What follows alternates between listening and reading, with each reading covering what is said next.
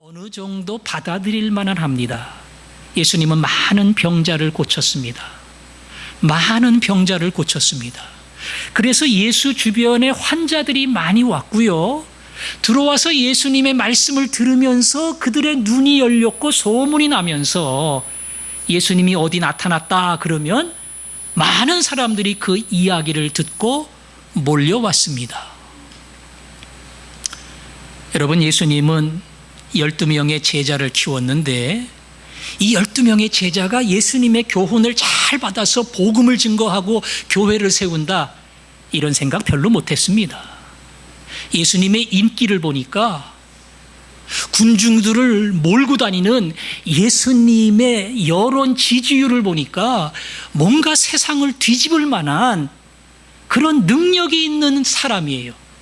그래서 우리가 고생스럽더라도 예수를 따르면 우리 예수가 세상을 뒤집고 정권을 잡을 때에 우리도 중요한 한 자리를 할 것이다. 그리고 정치적 지도자라는 그런 이미지를 가지고 예수님을 따랐습니다. 예수님의 제자 가운데 가롯 유다라는 사람이 있습니다. 성경은 그 사람을 열심당이다 이렇게 설명을 했어요. 열심당, 뭐의 열심당이냐? 이스라엘을 로마의 압제로부터 해방시키는 일에 누구보다 열정이 있는 사람이다. 그래서 이들은 폭력도 테러도 감행을 합니다. 군중 속에 들어가서 제거할 사람을 칼로 푹 찌르고 슬슬 사라집니다. 그렇게 과격한 일을 하는 사람들이에요. 가룟 유다가 그런 열심당에 속했다면 그가 예수를 왜 따랐겠는가? 누구는 그렇게 해석을 합니다. 예수님의 능력을 봤을 때 군중들을 몰고 가는 그의 특별한 기술, 리더십을 봤을 때 저분이야말로 우리가 할 수 있는 이 모든 이스라엘의 고통과 압제를 풀어낼 수 있는 인물이다. 그러면 내가 저분과 함께 다니면서 나라를 되찾는 일에 참여를 하자. 그리고 예수를 따랐다는 겁니다. 제자들이 그랬어요. 가룟 유다도 그랬습니다.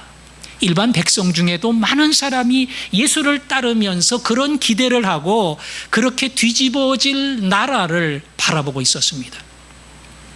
여러분, 예수님은 제일 먼저 헤롯 왕궁을 뒤바꿔야 돼요. 헤롯은요, 로마에 가서 로마 황제에게 왕권을 받아온 지역의 괴뢰 정부와 비슷합니다. 로마 황제가 자르면 잘리는 거예요. 그래서 황제 말 잘 들으면서 거기서 이스라엘 땅을 다스리는 유대인이 아닌 옆에 에서의 후손인 에돔 민족 가운데 속해 있습니다. 그러니까 유대인들이 별로 안 좋아해요. 그래도 그가 권력을 가지고 있습니다. 예수님이야말로 잘못된 헤롯의 왕궁을 무너뜨린다, 이렇게 기대를 했어요. 그리고 궁극적으로는 이스라엘 땅을 식민지한 로마, 군대를 끌고 온 로마와 로마의 총독을 몰아낼 사람은 예수밖에 없다. 그것이 진정한 이스라엘의 독립이다. 이게 예수를 보면서 제자들과 많은 사람들이 기대했던 예수상입니다. 예수를 통해 이루고자 하는 그들의 꿈이었습니다. 그런데 불행하게 열심당 가룟 유다에게 팔려서 예수 그리스도는 결국 로마에 붙잡혀가고 십자가에서 죽었습니다. 가룟 유다가 열심을 내다 보니까 예수님이 좀 이상해요. 자기 기대한 거하고는 조금 달라졌어요. 나약한 소리만 하고 죽는다는 이야기만 하고 전혀 자기가 바라는 정치적 지도자상이 안 보여요. 자꾸 실망하고 의심하다가 결국 이 인물은 아니구나 판단을 하고 예수 그리스도를 팔았다, 이렇게도 봅니다. 결국 예수 그리스도는 십자가에서 죽었습니다. 예수님이 따라다니는 이 군중들을 힘입고 뭔가 새로운 나라를 이루겠다는 꿈을 가지고, 비전을 가지고 혁명의 정신으로 나가다가 어느 날 제자 유다의 배반으로 십자가에 달려가 끔찍하게 죽었다면 예수 그리스도는 정말 실패한 혁명가입니다. 예수님의 꿈은 안 이루어진 겁니다. 예수님이 원하시는 뜻대로 안 풀린 겁니다. 역사가 그를 가로막은 겁니다. 될 것처럼 보였어요. 지지율을 볼 때 틀림없이 당선되고 틀림없이 뒤집힐 것처럼 보였는데 그렇게 안 되고요. 결국은 불행한 최후를 마쳤습니다. 여러분, 지금 제 설명을 들으면서 맞아 이러는 분들이 있는데, 그렇게 생각하는 사람이 있다고 제가 말씀을 드리는 거예요. 이게 맞는 게 아니고, 성경을 객관적으로 보다 보면 얼마든지 이렇게 해석할 수 있고 받아들일 수 있어요. 그거는 충분히 가능합니다. 그러나 성경은 또 다른 면에서 예수의 모습을 우리에게 비춰줍니다. 예수는 잘 나가다가 확 꺾인 분이 아니에요. 꿈대로 되리라고 기대했다가 그 꿈이 확 사라진 분이 아니에요. 로마를 꺾고 몰아낸다고 믿고 달려가다가 무너진 분이 아니라니까요. 왜냐하면 예수님은 자기의 죽음에 대해서 미리미리 예고를 했습니다. 너희들 나 믿으면 정권 뒤집어진다. 로마 쫓겨간다. 그러면 이 나라의 중책을 맡을 거다. 이런 소리 한 번도 안 했어요. 제자들에게 나는 십자가의 길을 간다. 고난의 길을 가고 십자가에서 죽는다. 여러 번 제자들에게 자신의 죽음에 대해서 말했습니다. 심지어 예수님은 나는 예고된 길을 간다. 그렇게 말했어요. 가다가 생각지 못했던 사건이 터진 게 아니라 십자가의 죽음이야말로 나에게 하나님이 주신 예고된 길, 내가 가야 할 그 길이다. 이렇게 말한 겁니다. 심지어 베드로가 예수님 이 길은 못 갑니다. 예수님이 어떻게 십자가의 길을 갑니까? 그렇게 시시한 소리 하면 안 됩니다. 이러고 예수님을 가로막을 때에 너밖에 나를 생각해 주는 제자가 없구나. 베드로야 정말 감사하다. 예수님이 얼마든지 그럴 수 있어요. 저도 그럴 겁니다. 그런데 예수님은 인간적인 차원으로 접근하지 않았어요. 사탄아, 내 뒤로 물러가라. 내 속에 사탄이 있어. 네가 하나님의 일을 생각하지 아니하고 사람의 일을 생각하는도다. 십자가에 가는 게 하나님의 일이야. 내가 고난을 받고 죽는 게 하나님이 내게 주신 하나님의 뜻이고 하나님의 목적이야. 너 나 가로막는 거 하나님의 뜻 가로막는 거하고 똑같아. 너가 가로막는 게 나 도우는 것 같지만 내 속에서 사탄이 지금 역사하는 거야. 사탄아, 물러서라. 그렇게 예수님은 베드로를 책망하셨습니다. 그리고 마지막 죽음의 길을 갔습니다.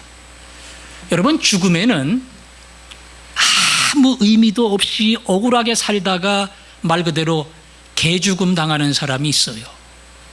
두 번째는 무슨 목적을 가지고 살다가 목적을 이루지 못하고 억울하게 죽은 사람도 있습니다.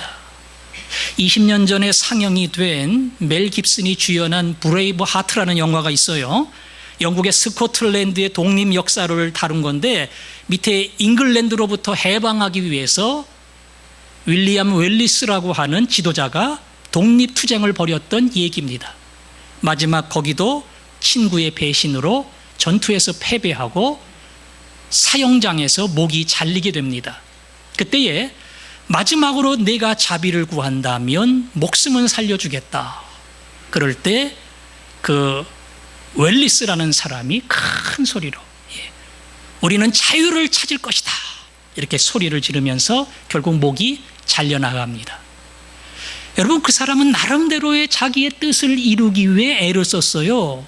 그러나 뜻대로는 안 됐습니다. 그러나 그게 밑거름이 되어서 스코틀랜드의 독립이 이루어졌습니다.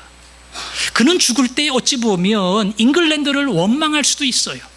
자기가 억울하게 붙잡혀 죽는 것에 대해서 분노할 수도 있어요.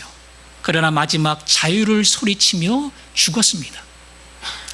예수 그리스도의 인생이 그와 비슷할까? 조금 다릅니다.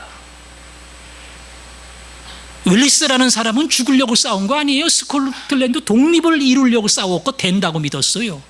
그런데 결국은 실패했습니다. 예수님은 죽으려고 작정했습니다. 예수님은 목표가 죽는 거예요. 예수님은 십자가의 길을 가는 게 인생의 마지막 사명입니다. 꼭 가야 돼요. 그리고 꼭 죽어야 됩니다. 반드시 죽어야만 예수 그리스도를 통한 하나님의 뜻이 이루어지는 겁니다. 예수님은 십자가에서 자기를 배반한 많은 기득권층과 백성들을 원망하지 않았습니다. 욕하지 않았습니다. 오히려 저들의 죄를 용서하여 주옵소서. 그리고 오늘 최후의 말 뭐라 그랬다고요? 다 이루었다. 다 이루었다. 다 했다 그 말이에요. 하나님이 내게 주신 사명을 나는 다 끝냈다. 살아서 뭔가 사명 완수를 해야지 이렇게 억울하게 붙잡혀서 비참하게 십자가에서 죽는 죄인 중에 가장 흉한 반역죄인들, 대적의 괴수들을 죽이는 십자가에서 죽은 사람이 어떻게 죽으면서 나는 다 이루었다, 다 이루었다 이렇게 말할 수 있을까? 그건 예수 그리스도가 그걸 위해서 이 땅에 왔기 때문에 그렇습니다. 그래서 우리는 예수 그리스도의 인생을 해석할 때의 두 번째 방법, 그는 억울하게 죽은 실패한 혁명가가 아니다. 그분은 죽기 위해 왔다. 그리고 그분의 소원대로 죽었다. 왜냐하면 그분은 죽으면서 다 이루었다. 이런 인생의 마지막 결론을 남겼다. 오히려 그 길을 가로막는 사람을 책망하고 끝내 그 길을 가셨다. 우리는 예수 그리스도에 대하여 이러한 결론에 이르러야 합니다. 참고로 지금 이단의 교주들은요, 예수님을 다 실패한 지도자라고 얘기합니다. 오기는 왔는데, 하려고 했는데 결국 잘 안 돼서 십자가에서 인생을 마무리하며 결국은 실패했다. 그래서 그 다음에 어떻게 된다는 거예요? 내가 실패한 걸 마무리한다. 내가 두 번째 온 이 땅의 구원자다. 이단의 교주들은 다 그런 얘기합니다. 사실 예수 그리스도의 죽음을 제대로 받아들이지 않는 것은 어찌 보면 이단 교주들의 생각과 비슷합니다. 그러므로 오늘 예수 그리스도가 죽음을 통해 사실은 모든 것을 이룬 사람이다. 여기에 대하여 여러분이 동의하며 따라와야 됩니다. 자, 남은 거는 한 가지입니다. 다 이루었다. 다 이루었다는 게 뭔가? 다 이루었다는 게 뭔가? 이걸 알려면 화목제물이라는 말을 이해해야 돼요. 요한일서 4장 11절에 보면, 4장 10절에 보면 사랑은 여기 있으니 우리가 하나님을 사랑한 것이 아니요 하나님이 우리를 사랑하사 우리를 위하여 그 아들을 화목제물로 보내셨음이라. 화목제물로 그 아들을 보냈다. 성경 모르시는 분들은 잘 모를 겁니다. 옛날 이스라엘 사람들은 하나님께 나아갈 때 제사를 드렸어요. 우리나라 제사하고는 다른 겁니다. 거기는 반드시 짐승을 바쳤고 건강하고 살아있는 짐승, 찬양 부른 것처럼 어린 양과 같은 깨끗한 짐승을 피를 흘려 죽음으로써 바쳤습니다. 그리고 하나님, 내가 벌받을 죄인이지만 이 깨끗한 짐승이 내 죄를 대신 책임집니다. 하나님 저를 용서해 주십시오. 그런 뜻으로 짐승을 바친 겁니다. 하나님께서 자기 아들을 제물로, 하나님과 우리 사이를 화목하게 만드는 제물로, 죄인은 심판을 받을 수밖에 없지만 그 심판을 받지 않는 화목하게 만드는 중간의 제물로 하나님이 자기 아들을 이 땅에 보내셨다는 겁니다. 그러니까 죽어야죠. 짐승이 안 죽으면 그건 제물이 못 돼요.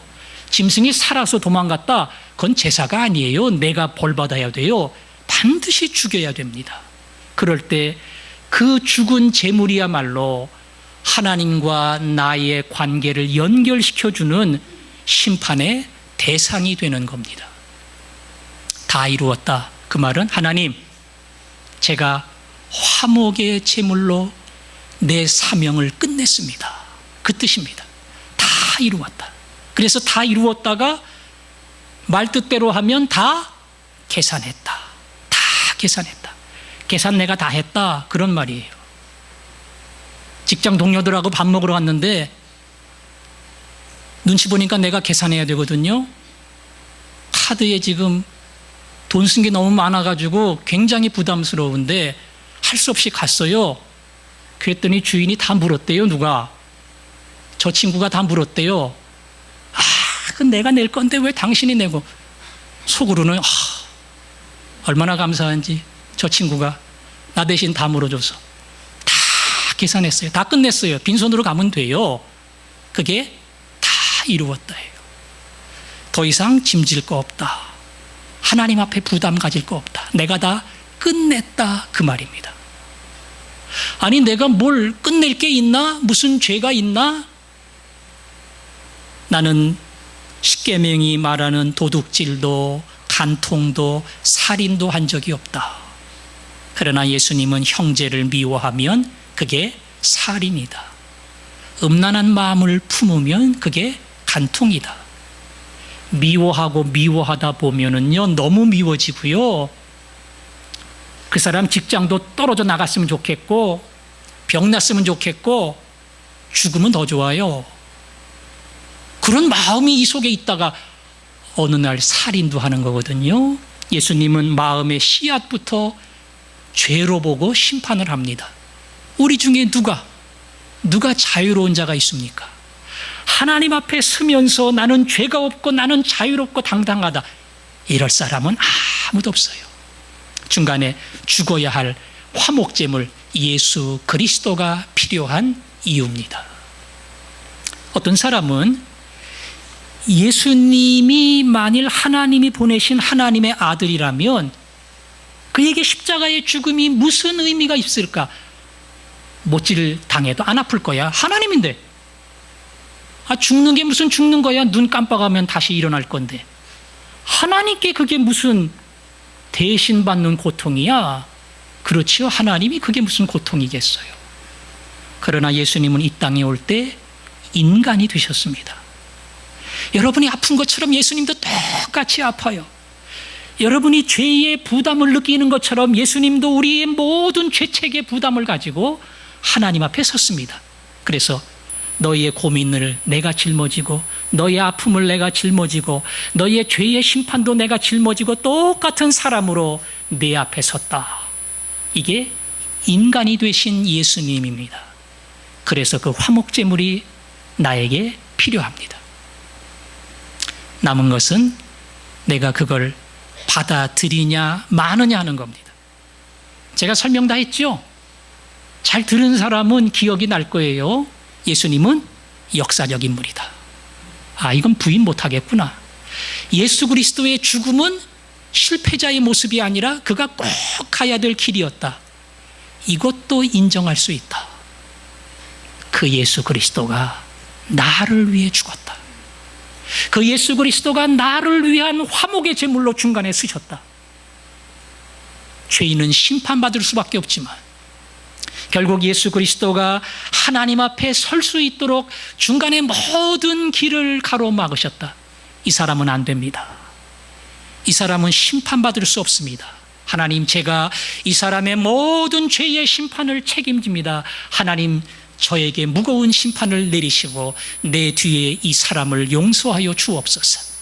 그것이 다 이루었다고 말씀하신 예수님의 말씀의 의미입니다.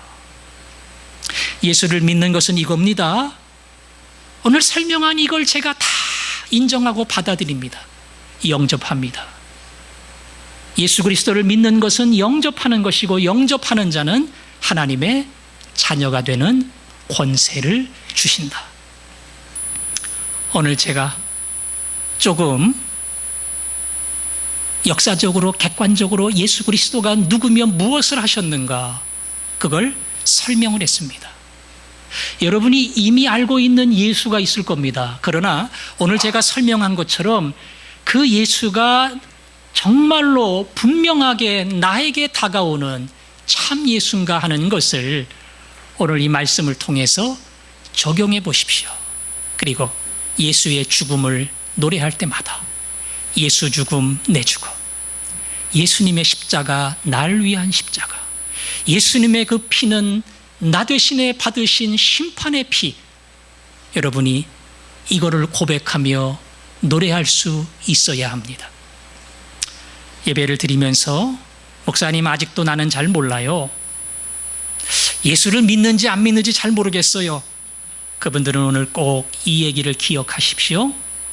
예수님을 믿는 사람들은 내가 믿는 예수가 내 생명의 주인이라는 것, 십자가의 그 보혈이 하나님과 나 사이의 화목의 제물로 그분이 자기의 생명을 심판의 대가로 주셨다는 것, 우리가 이 사실을 기억하고 예수 그리스도의 생명이, 그분의 피가 여러분 모두에게 진정한 감사가 되기를 바랍니다. 오늘은 만왕의 왕 내 주께서, 여기 에어컨 좀 켜주실래요? 십자가 십자가 내가 처음 볼 때에, 오늘 이 가사처럼 예수님의 십자가가 내 눈을 밝혔습니다. 예수님의 죽음이 내 죄값을 대신했습니다. 그분의 십자가를 처음 볼 때에 나의 마음의 고민과 고통이 사라졌습니다. 여러분, 십자가 화목제물을 생각하면서 여러분 마음속에 이 노래가 나오기를 원하고, 여러분 마음속에 이 고백이 나오기를 원하고, 예수 그리스도가 한평생 여러분의 찬양의 제목이 될 수 있기를 바랍니다. 십자가 십자가 내가 처음 볼 때에 같이 우리 찬양합니다.